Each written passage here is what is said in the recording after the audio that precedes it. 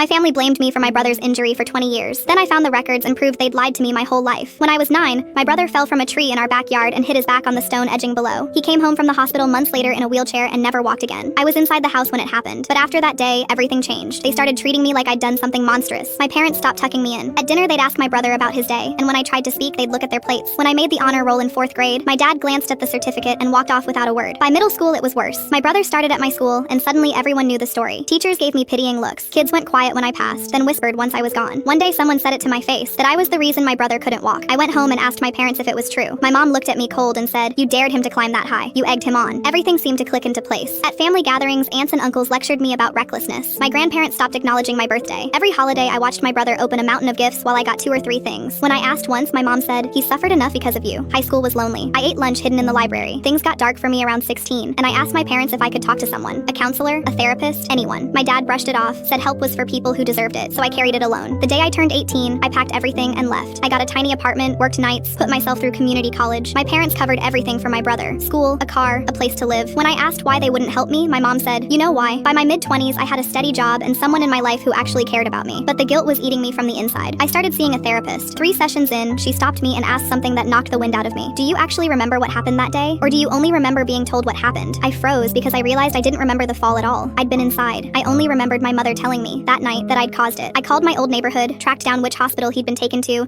and started requesting records, the intake report, the accident notes. It took weeks. I barely slept waiting. When the file finally came, I stared at the envelope a long time, terrified it would confirm everyone was right about me. I opened it. The intake notes were clear. My brother had climbed the tree alone.